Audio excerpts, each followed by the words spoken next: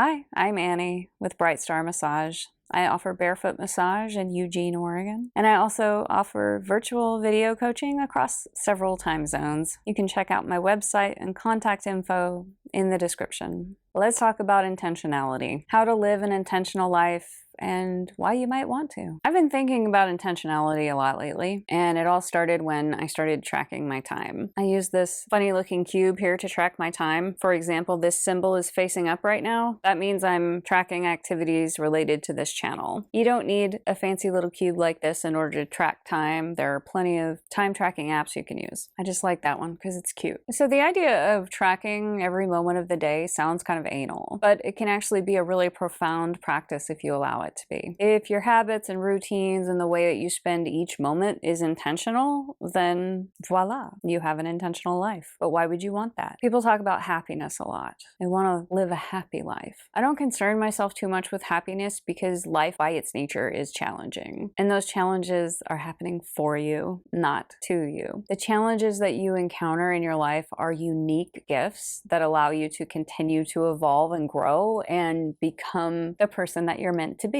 So I like the word contented better. I would like to live a contented life. And one of the ways to make that happen is to live intentionally. Living intentionally equals contentment. For me anyway. A contented life arises from intentionality. It comes from rising to meet life's challenges and taking full responsibility for personal reality. It's about living life consciously, taking radical responsibility for the circumstances of your own life. I don't want to allow unconscious programming, habits, and routines to drive the ship. I want to be the captain of the ship. So let's consider this quote from Annie Dillard. How we spend our days is, of course, how we spend our lives. What we do with this hour and that one is what we are doing. A schedule defends from chaos and whim. It is a net for catching days. It is a scaffolding on which a worker can stand and labor with both hands at sections of time. A schedule is a mock-up of reason and order, willed, faked, and so brought into being. It is a peace and a haven set into the wreck of time. It is a lifeboat on which you find yourself, decades later, still living. So let's deconstruct this quote.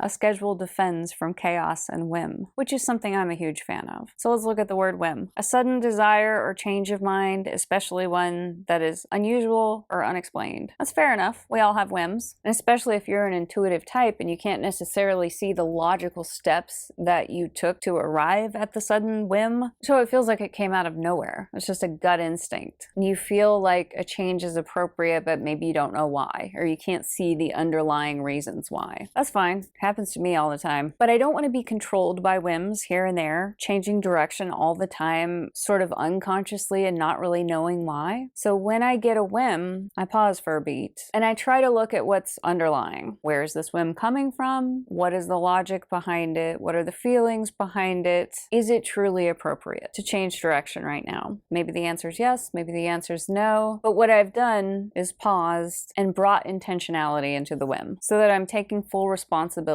for the new direction. It's a very conscious choice at that point, only because I paused and brought intentionality into it. So I'm not allowing whims that are sort of like unconscious and not fully fleshed out to sort of control my life and jerk me all around in different directions. It's more intentional than that. So back to the Annie Dillard quote. We can also extrapolate from this that adhering to a structure that attends to each moment with great consciousness opens up a kind of freedom. It's that underlying structure and intentionality that allows for greater freedom. When each moment isn't lived consciously and intentionally, then we give away our power to outside circumstances. We forget that we have a great amount of power over the trajectory of our lives. Taking full responsibility of each moment, habits, routines, programming puts us in control of our lives. And I'm not completely intentional with every moment. I think most people aren't, but I'm aiming for that direction. There are moments of unconsciousness and moments when I forget my own agency. I get caught up in the illusion that I'm a victim of my outside circumstances. But I still keep trying to aim for greater consciousness and greater intentionality in my life because it brings me greater fulfillment to do that. And I consciously consciously block in time for free play. It's not all anal retentive behaviors and tracking time on spreadsheets. There's plenty of time for play as well. We understand the importance of unstructured playtime for the social and creative development of children, and we block in time for that. I don't know about you, but I need playtime too. And as an adult,